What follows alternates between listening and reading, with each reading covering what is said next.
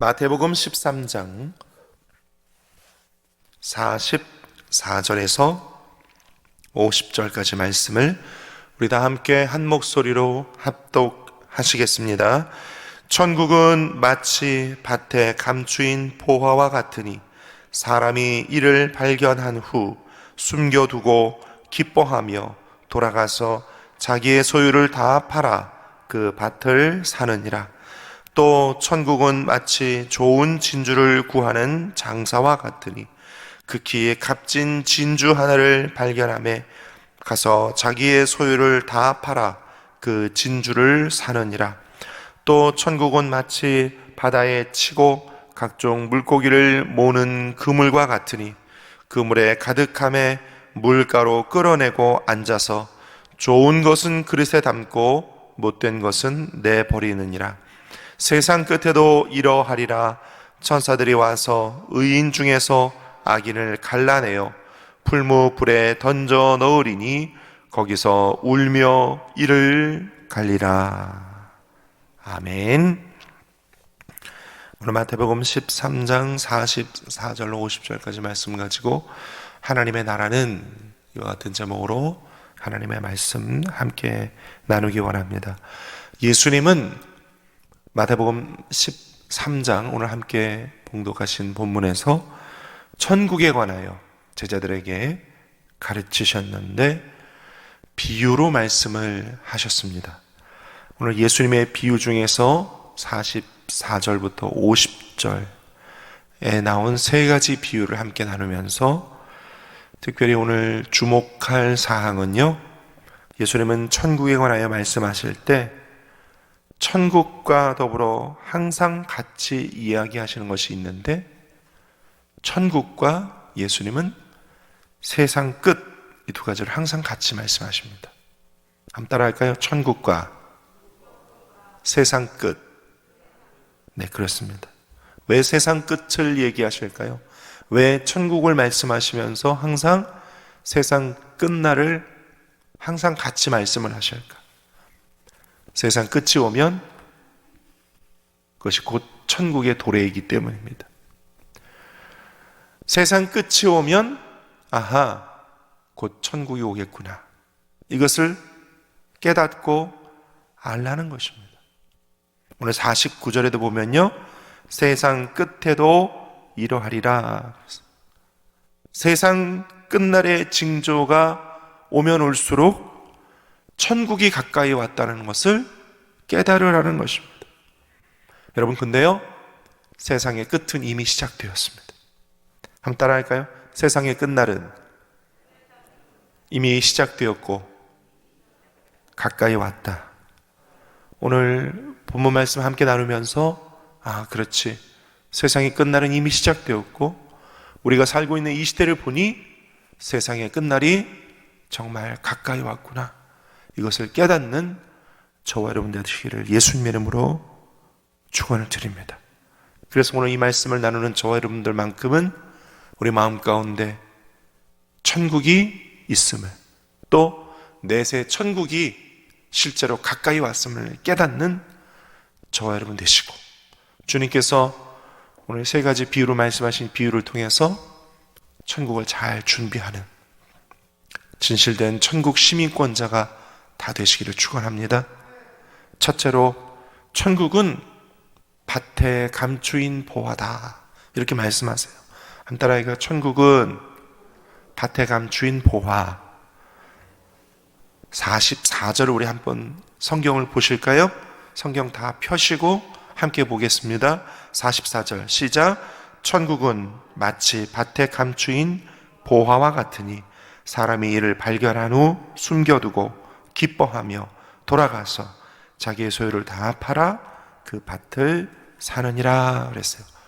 여러분, 세상의 끝날이 가까울수록 천국은 마치 밭에 감추인 보화처럼 천국을 찾고자 애쓰고 찾고 찾는 사람에게만 천국은 나타날 것입니다. 그러니 오늘 천국을 찾고 천국을 얻고자 하는 저와 여러분들은 우리가 내세 천국에 가기 전까지 이 땅에 사는 동안에도 또 이 말세지만을 사는 동안에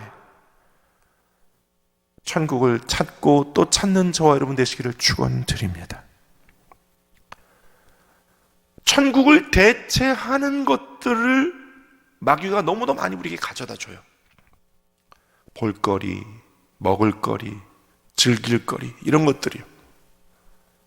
너무나도 많은 볼거리, 즐길거리, 먹을거리, 놀거리, 이런 것들을 마귀가 우리에게 막 가져다 주고 있는 이 시대를 살고 있습니다. 잠시도 쉬지 않고. 여러분, 우리 현대인은요, 거의 99%, 아니 그냥 휴대폰을 갖고 있는 사람은 누구나 다 그렇게 되었다라고 해도 과언이 아닐 만큼 우리 현대인들은 누구나 다 휴대폰 중독에 걸려 있습니다. 잠시라도 휴대폰을 손에서 떼놓지를 못해요. 잠자는 시간 이외에 깨어있는 시간은 항상 휴대폰을 손에 들고 있어요. 휴대폰 중독이. 왜 그럴까요? 휴대폰 손에 들고 켜서 인터넷 들어가 보면 휴대폰으로 인터넷도 들어가 보고 유튜브도 들어가 보고 뉴스도 보고 하면 끊임없이 볼거리, 들을거리가 거기 있거든요. 끊임없이. 우리 현대인들은요, 끊임없는 볼거리, 들을거리, 즐길거리에 공격을 받고 있어요. 그 휴대폰 들여다보면서 거기에 나오는 그 모든 것이 다 성경적이고 주님이 주시는 건 아니에요. 세상 것들이 너무 많습니다. 그렇게 보는 것, 듣는 것이 우리 영혼에 악영향을 끼치는 것이 얼마나 많은지 몰라요. 천국을 자꾸 잊어버리게 만들고 소망하지 않게 만드는 세상의 즐길거리를 가져다주는 이런 시대. 오늘 저와 여러분들은 과감히 예수 그리스도 이름으로 그와 같은 것들을 떨쳐버리고 눈을 감고 마음과 생각을 하나님을 향하여 집중하여 주님과 교제하고 천국을 소망하고 천국을 바라보고 그렇게 천국을 준비해 나가는 저와 여러분 되시기를 축원합니다. 저와 여러분 되시기를 축원합니다. 그러다가 천국을 발견해요. 마음 가운데 천국과 같은 은혜, 천국의 비밀, 또 천국을 우리에게 약속하신 하나님의 음성, 성경의 메시지, 이와 같은 것들을 발견해요. 믿지 않는 사람들이 복음을 발견해요. 그래서 예수 그리스도를 영접해요. 그러고 나면 마음 가운데 천국이 오잖아요. 심령 천국. 그 심령 천국을 우리가 내세 천국으로 가기 전까지 마음 가운데 소유하는 거예요. 그리고 보관하는 거예요. 잃어버리지 않도록 늘 깨어 기도하고 찬송하고 예배하면서. 그래서 오늘 예수님의 비유와 같이 마치 밭에 감추인 보화를 그것을 얻기 위해서 열심히 일을 하고 돈을 벌어 그 밭을 삼으로 인하여 그 밭의 보물을 소유한 것과 같이. 이게 이제 왜 예수님께서 이런 비유를 하셨냐면요, 이스라엘에 오랜 전통이 있답니다. 이스라엘 민족의 오랜 전통이 어떤 전통이 있냐면, 이스라엘 백성들이 남자가 전쟁이 나서 전쟁터에 가게 되면, 그러면 자기 집 마당에 땅을 파고 자기 소유 중에 가장 값진 것들, 보화와 같은 것들은 땅 속에 묻는 관습이 있대요, 이스라엘에게. 아니면 자기가 소유한 논밭에 그것을 묻는 관습이 있대요. 이스라엘이 그런 관습이 있답니다. 그런데 어떤 소장농, 어떤 종이 어떤 주인의 밭에서 일을 하다가 어느 날 그 밭에 땅에 묻혀진 보물을 발견합니다. 요즘 시대 같으면 내가 땅속에서 무슨 보물을 발견했어. 그러면 그 습득한 사람이 그를 갖게 되는 경우가 많잖아요. 이렇게 주위를 돌아보고 아무도 보지 않는다 그러면 슬쩍 가져가잖아요. 근데 이스라엘은 철저히 어떤 땅 속에서 어떤 밭에서 보물이 나왔다 그러면 철저히 그 밭의 주인 거랍니다. 밭의 주인 거래요. 그래서 어느 밭에서 보물을 발견하면 그 보물을 갖고 싶으면 그 밭을 사야 된대요. 이스라엘의 관습이에요. 그래서 어떤 밭에 굉장한 보물이 감춰져 있다는 걸 알게 되면요, 그 다음 이스라엘 사람은 다시 흙을 덮는데요. 덮고 나서 어떻게든 그 땅을 사려고 돈을 모으고 있는 걸 다 팔아서 그 밭을 산대요. 그 밭을 사면 그 보물이 자기게 되니까. 그렇대요. 이스라엘의 관습이. 예수님께서 이스라엘 백성들에게 너무도 쉽게 알아듣게 너희들이 그렇게 하고 있지 않느냐. 너희가 밭에서 보물을 발견하면 그 보물을 얻기 위해 그 밭을 어떻게 해서든지 사서 그 보물을 얻으려고 하는 것처럼 천국도 그렇게 해야 된다. 천국도 그렇게 해야 돼. 어떻게 해서든지 천국을 놓치지 않고 천국을 발견하고 천국을 심령 천국에 얻게 되면 어떻게 해서든지 그것을 잃어버리지 않도록 노력해야 한다. 노력해야 돼. 요즘 투자의 시대를 살고 있잖아요. 그렇죠? 투자의 시대. 투자 그러면 흔히 가치 투자를 이야기합니다. 가치 투자. 뭐 주식을 사서 어떤 회사의 일부분을 산다든지 이러면 그 회사의 가치를 보고 주식을 산다고 그러잖아요. 그렇죠?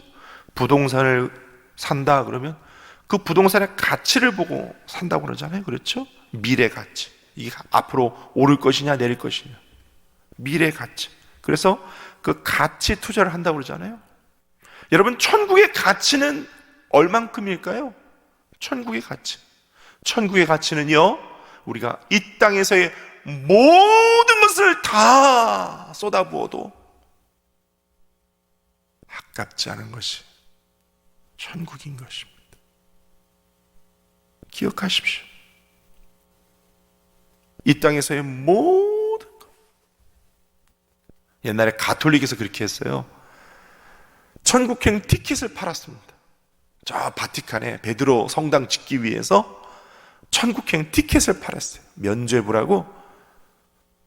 그 천국행 티켓을 사기 위해 중세시대에 돈 많은 사람들이 얼마나 많은 돈을 주고 천국행 티켓을 샀는지 아십니까? 중세시대에 돈 많은 부자들은 거의 자기 전 재산을 다 쏟아붓고 천국을 사. 사람이 그런 것입니다. 사람이. 그런데 지금은 그렇지 않습니다. 왜 그럴까요? 천국이 없다 하고 천국은 나와도 상관없다 그러고 천국 가야 할 가치를 별로 못 느끼는 거예요. 왜요? 마귀가 이 말세지 말에 우리 사람을 그렇게 미혹했기 때문입니다. 여러분 기억하십시오. 천국이 지금 당장 눈에 보이지 않는다고 없는 것도 아니고 못 가는 것도 아닙니다. 천국은 어느새 믿는 우리 안에 들어와 있습니다. 우리가 어떤 대가와 어떤 가치를 치르더라도 보존해야 하고 우리 마음속에서 지켜야 하고 또 우리가 내세에 꼭 가야 할 곳이 천국입니다. 할렐루야. 이 땅에서 우리가 어떤 가치를 어떤 대가를 치르더라도 또는 우리가 이 땅에서 어떤 역경과 고난을 만나더라도 결코 천국만큼은 포기하지 말아야 합니다. 천국을 지켜야 할 것입니다. 오늘 저와 여러분 다 그렇게 되시기를 예수님의 이름으로 축원드립니다. 다른 건 몰라도 우리 예수 믿다가 천국 가는 신앙 이거 하나만큼은 이 땅에 사는 동안 지켜나가실 수 있기를 축원을 드립니다. 두 번째, 천국은 진주를 구하는 장사꾼과 같다 그랬어요. 45절과 46절을 우리 함께 읽습니다. 시작. 또 천국은 마치 좋은 진주를 구하는 장사와 같으니 극히 값진 진주 하나를 발견하며 가서 자기의 소유를 다 팔아 그 진주를 사느니라. 앞에 있는 44절과 의미가 비슷해요. 밭에 감추인 보화를 찾는 또 좋은 진주를 구하는 장사와 같은. 그런데요, 45, 46절 이 진주의 비유는 한 가지 의미를 더 가지고 있습니다. 이 값진 진주 46절에 그렇게 극히 값진 진주 이랬는데요, 성경 원문을 자세히 보고 다른 번역을 보니까 값진 진주와 플러스 또 한 가지 의미가 있더라고요. 진짜 진주. 한번 따라할까요? 진짜 진주. 그러니까 두 가지 의미를 합치면 이런 진짜 값진 진주 또는 값진 진짜 진주. 한번 따라할까요? 값진 진짜 진주.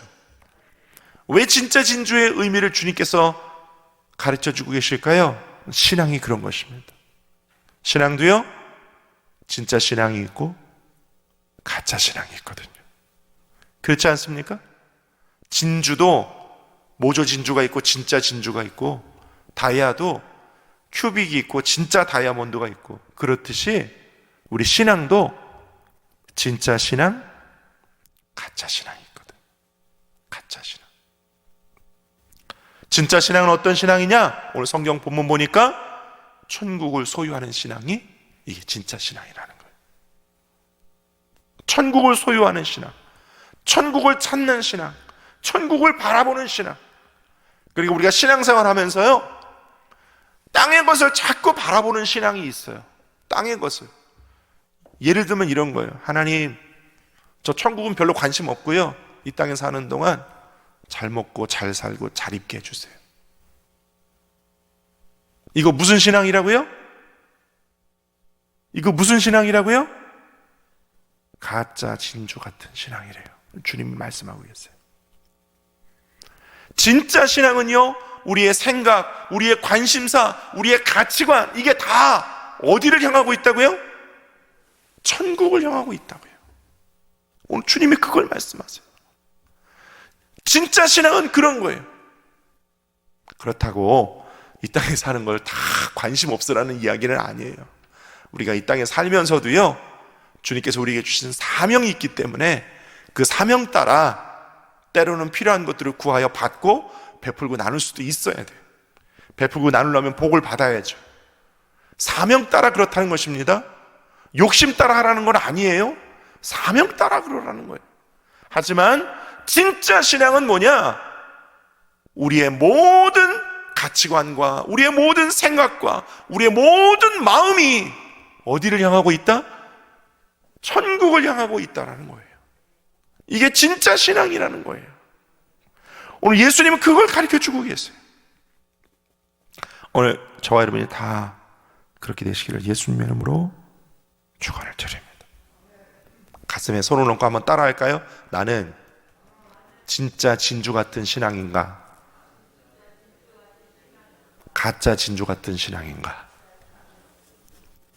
여러분, 오늘 이 설교를 마치고 난 뒤에 우리가 기도하잖아요. 하나님, 저 진짜 진주와 같은, 값진 진주와 같은 신앙 갖게 해주세요.